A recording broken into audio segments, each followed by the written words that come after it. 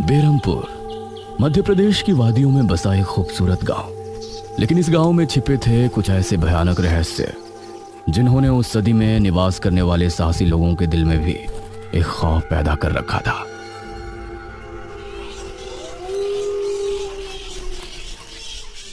आज तो बहुत दिनों के बाद मित्रों से मिलना हो रहा है, बहुत आनंद आएगा। अरे मदन, कहाँ जा रहा है इस समय? पिताजी, मेरे मित्रों से इतने दिनों बाद मिलना हो रहा है, वो सुबह होने पर वापस नगर चले जाएंगे। अरे तुझे पता नहीं क्या, आज शनिवार की रात है। आज के दिन निशिर मोलो गांव में घूमते हैं। पिताजी, चाहे निशिर मोलो आए या नरकासुर, मुझे आज मेरे मित्रों से मिलने से कोई नहीं रोक सकता। ठीक है, लेकिन ध्यान रहे, जैसे ही तुमको उनके कदमों की आहट सुनाई दे और उनका वो मंत्र जिसको वो दोहराते हुए आगे बढ़ते हैं, तो उन्हें बिना देखे किसी ऐसी जगह छिप जाना जहां से ना वो तुमको देख सके ना तुम उनको। और जब तक उनकी आवाज आना बंद ना हो जाए, उनके सामने नहीं आना। वो 4 भयानक आदमी होते हैं जो अपने कंधों पर एक ताबूत को उठाए होते हैं, और अगर कोई उन्हें देख ले तो वो जिंदा नहीं बचता। मुझे पता है पिताजी, अब मैं चलता हूँ। यह कहकर मदन घर से निकल गया, लेकिन उसके पिता के चेहरे पर उसकी फिक्र साफ नजर आ रही थी। निशिर मोलो आ जाएंगे और साथ ले जाएंगे। ऐसा लगता है कि हमारे गांव के लोग अभी भी दूसरी सदी में जी रहे हैं। वो तेज तेज कदमों के साथ आगे बढ़ रहा था। कुछ देर बाद उसे जंगल की तरफ एक पगडंडी वाला रास्ता नजर आया। यहां से जाऊंगा तो जल्दी पहुंच जाऊंगा, यहीं से आगे बढ़ता हूं। बिना ज्यादा सोचे वो जंगल के अंदर बने उस पगडंडी वाले रास्ते पर आगे बढ़ गया।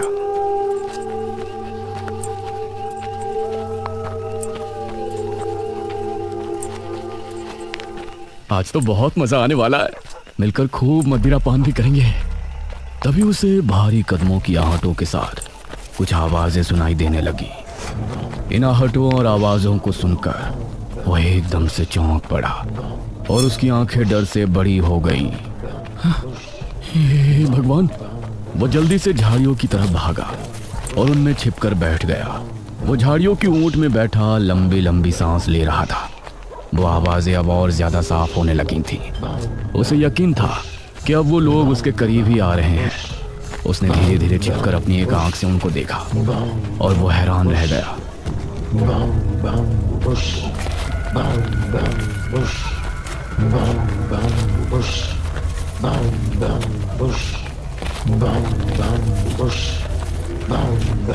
हे भगवान, मैंने इन्हें देख लिया। मदन पूरी तरह से झाड़ियों में छिप गया और कुछ देर अपनी सांस तक रोके वहां छिपा रहा। फिर उसने धीरे से झांक कर देखा तो अब वो लोग कहीं नजर नहीं आ रहे थे। लगता है चले गए। वो वहां से निकला और दोनों तरफ देखा तो वहां कोई नजर नहीं आया। शुक्र है भगवान। उसने एक कदम बढ़ाया ही था कि तभी उसे फिर से वही आवाजें अपने ठीक पीछे से सुनाई देने लगी। उसने एक झटके से पलटकर देखा तो वो चारों ताबूत वाले शख्स ठीक उसके पीछे खड़े थे।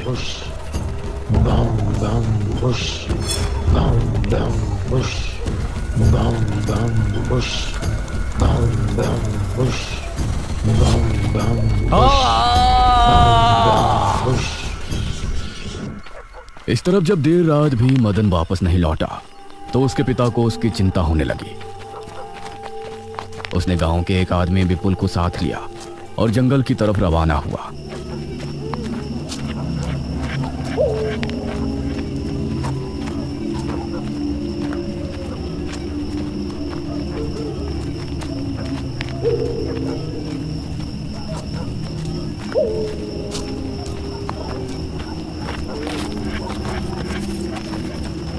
काफी देर बाद एक बरगद के पेड़ के पास जाकर उनके कदम रुक गए और आंखें खौफ से फट पड़ी।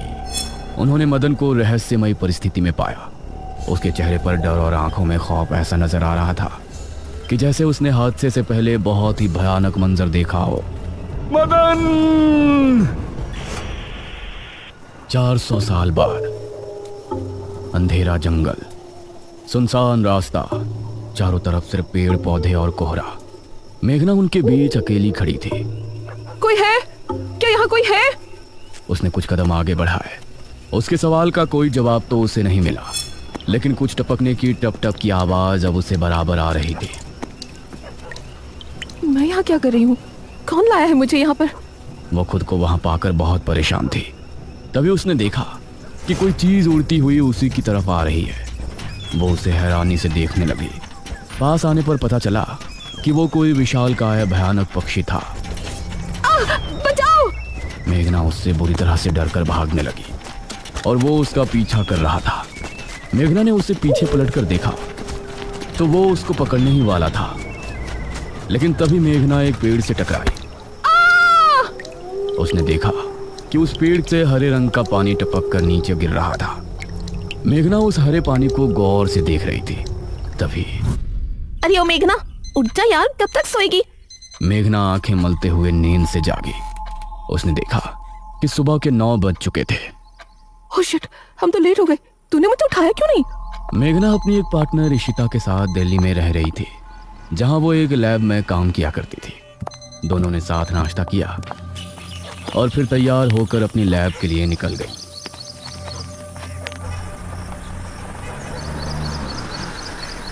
तेरा ऑमलेट खा खा कर मेरा पेट खराब हो चुका है। रोजाना कच्चा ही बनाकर दे देती है। शुक्र मना कि कच्चा भी खाने को मिल तो रहा है। तेरे भरोसे रहेंगे तो वो भी नहीं मिलने वाला। सोकर ही 9 बजे उठती है।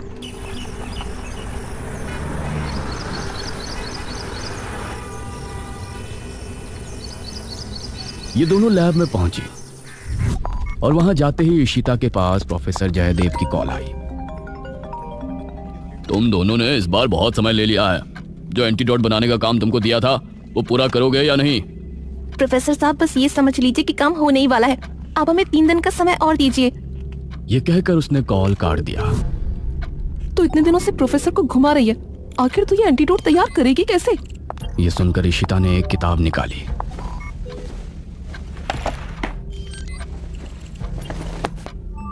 यार देख ये किताब, इसमें बहुत से ऐसे लिक्विड के बारे में लिखा है जिनकी कहानी पुरानी दंत कथाओं और लोक कथाओं से जुड़ी है। तो तू कहना क्या चाहती है? मुझे इस किताब में बहुत ही अनोखे लिक्विड के बारे में पता चला है जिसे मृत्युंजय अमृत कहते हैं। हम उस लिक्विड का टेस्ट करेंगे और अगर वो हमारे काम का निकला तो उसे यूज भी कर सकते हैं। मृत्युंजय अमृत? देख मैं तेरे साथ कहीं नहीं जाने वाली हूँ। ये सब बातें बकवास होती हैं। अरे देख तो सही, इस पेड़ से हर पूर्णमासी की रात ये हरा लिक्विड टपकता है। तभी मेघना ने देखा कि उस पन्ने पर किसी मृत्युंजय अमृत के बारे में लिखा था और उसमें ठीक वही पेड़ दिखाया गया था जो मेघना रोजाना अपने सपने में देखा करती थी। मतलब उस हरे पानी की बात ही इस किताब में लिखी थी। हे भगवान, क्यों हिला डाला ना, है ना इंटरेस्टिंग? मेघना ने कुछ सोचा और फिर जवाब दिया, हाँ तो हम दोनों कल ही बेरमपुर गांव के लिए निकलते हैं।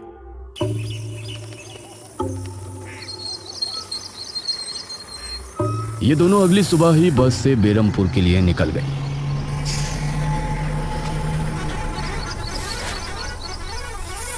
वैसे एक बात बता, तू मेरे साथ वहां जाने के लिए एक ही बार में कैसे राजी हो गई? मेघना ने सच को छिपाते हुए कहा, ऐसी अनोखी चीज देखने के बाद भला कौन नहीं होगा जो इसको देखना नहीं चाहेगा?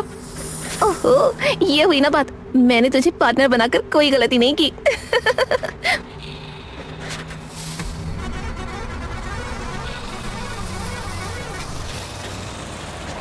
ये दोनों 5 घंटे के सफर के बाद एक जगह उतरी। इनके ठीक सामने एक बड़ा सा गेट था जिस पर नाम लिखा था बेरमपुर। इशिता और मेघना ने जैसे ही गेट के अंदर कदम रखा तो अचानक से मौसम बदला। सूरज मानो बादलों के पीछे छिप गया और एक हवा अपने साथ आंधी ले आई। अरे वाह, गांव का मौसम तो बहुत ठंडा है। इधर गांव के लोग भी अचानक बदलते मौसम को देखकर हैरान रह गए। अरे ये क्या, अभी तक तो काफी गर्मी थी, ये अचानक आंधी कहां से आ गई? मुखिया जी, लगता है बारिश भी जरूर आएगी। इधर मेघना और इशिता दोनों ही गांव की तरफ बढ़ रही थी। यार ये गांव के लोग ठीक तो होंगे ना? गांव के लोग तो ठीक ही होते हैं, अजीब तो हम शहर वाले होते हैं। ये बात तो तूने बिल्कुल पते की कही। इशिता और मेघना दोनों गांव के चौक पर पहुंची। वहां एक कुआं भी था और वहीं मुखिया भी 2 आदमियों के साथ खड़ा था। अरे बच्चियों, तुम दोनों कौन हो? अब नमस्ते जी, मेरा नाम इशिता है और ये है मेरी दोस्त मेघना। अच्छा बेटा, वैसे हमारे गांव में किस वजह से आना हुआ? वो असल में वो अंकल, हम लोगों को अपनी स्टडी के लिए 5 गांवों के बारे में लिखना है, इसलिए हम लोग यहाँ आए हैं। इसके बाद और 4 गांवों में जाएंगे। ओह अच्छा, फिर तो ठीक है बच्चों, हम तुम्हारी जितनी हो सके उतनी मदद करेंगे।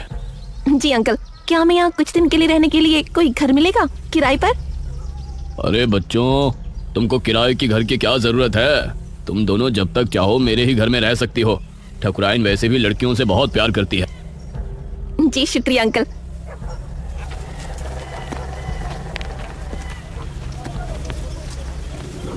मुखिया इशिता और मेघना को अपने घर ले आया।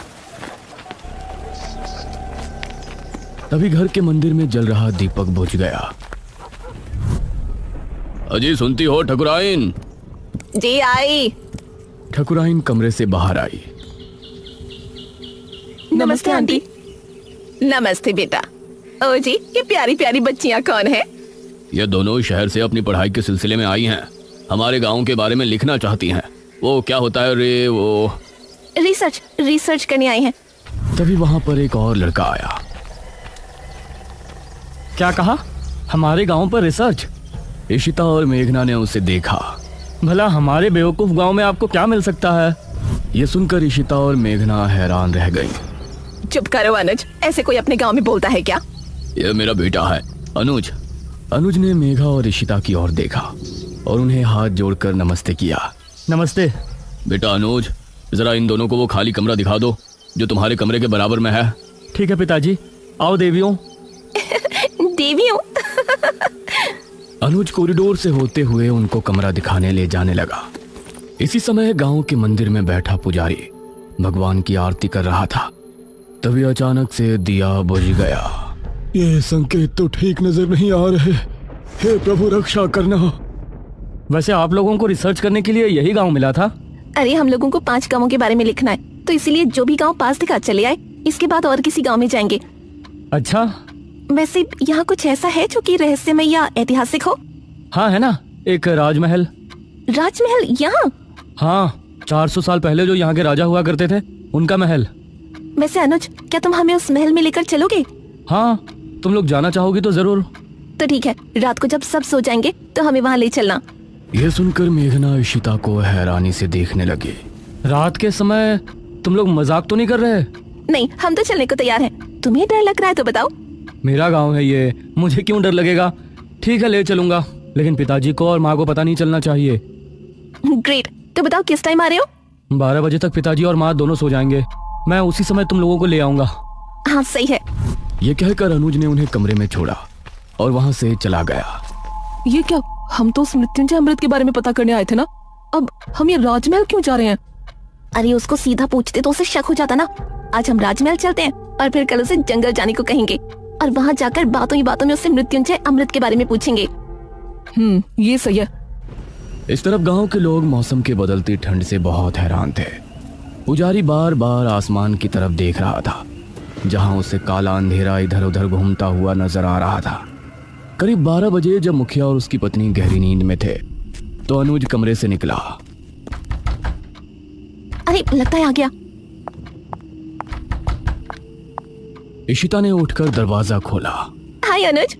तुम लोग तैयार हो? हाँ चलो, हम तो रेडी हैं। तो चलो।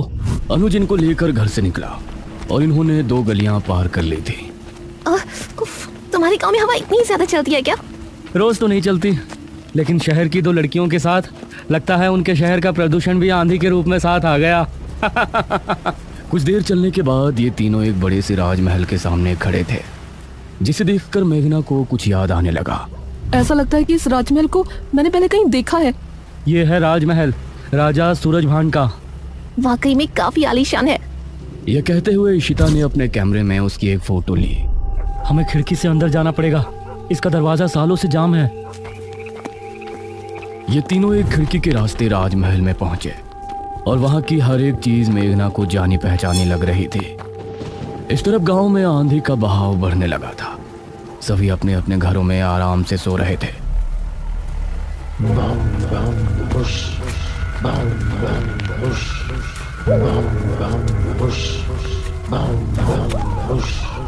अरे ये आवाज तो निशिर्मोलो। गांव के सभी लोगों के दिलों में खौफ उतर आया। उसी समय मुखिया के कमरे में गांव का पुजारी हड़बड़ाता हुआ पहुंचा। मुखिया जी उठिए। मुखिया चौंकता हुआ नींद से जागा। क्या हुआ पुजारी जी, इतनी रात में आप? गांव में निशीर मोलो की आवाज गूंज रही है। सब बहुत डरे हुए हैं। पुजारी जी, ये कैसे हो सकता है? निशिर मोलो यहाँ कैसे आ सकते हैं? वो तो कई सालों पहले सो गए थे। जरूर कुछ ऐसा हुआ है जिससे वो जाग उठे थे। हमारा मन बहुत विचलित हो रहा है। गांव के सभी लोग अपने अपने घरों में जाग चुके थे और डरे बैठे थे। यह आवाज सभी के दिलों में खौफ पैदा कर रही थी। मेघना, इशिता और अनुज तीनों इस बात से बेखबर राजमहल में घूम रहे थे। ये कैसी आवाज है? हाँ, मैंने भी सुनी। ऐसा लग रहा था कि कोई सिपाही भारी जूतों के साथ गलियारे में चहलकदमी कर रहा है, लेकिन दूर दूर तक कोई नजर नहीं आ रहा था। उसी समय गांव के दो आदमी संपत और कप्ता जंगल की सरहद पर बैठे हुए जुआ खेल रहे थे। अरे संपत यार, चल घर चलते हैं, अब बहुत समय हो गया। ओहो, अब तू हार रहा है तो घर चलते हैं। अरे चुपचाप पूरी बाजी खेल, इससे पहले तो मैं तुझे जाने नहीं दूंगा। हाँ। यह सुनकर कप्ता फिर से उसके साथ पत्ते बांटने लगा। उन दोनों को यह आवाज सुनाई दी। तेज आंधी की हवाओं में उनकी आंखें बहुत मुश्किल से खुल रही थी। उन दोनों ने देखा कि सामने से 4 आदमी अपने कंधों पर एक ताबूत उठाए मंत्र पढ़ते हुए चले आ रहे हैं। संपत और कप्ता इससे पहले कुछ करते, वो चारों आकर उनके सामने रुक गए। हवा का रुख थोड़ा कम हुआ। वो चारों अपनी लाल चमकती आंखों से संपत और कप्ता को घूर रहे थे। इधर इशिता, मेघना और अनुज को एक दरवाजा खुलने की तेज आवाज सुनाई दी और वो चौंक पड़े। न जाने उस दरवाजे से कौन निकला, जिसको देखकर ये तीनों चौंक पड़े। वहीं संपत और कप्ता के सामने खड़े वो चारों शख्स जो कि निशिर मोलो थे, उनके कंधों पर रखा ताबूत खुल गया और उसके खुलते ही संपत और कप्ता की चीख पूरे गांव के लोगों ने सुनी, जिसे सुनकर सभी गांव के लोग डर गए। ये किसकी चीख थी जी? निशिर मोलो, ये चीख किसी अनहोनी की संकेत थी। निशिर मोलो आखिर कौन है? क्या है मृत्युंजय अमृत? और क्या संबंध है मेघना का इन सब से? इन सभी सवालों के जवाब जानने के लिए हमारे साथ जुड़े रहिए।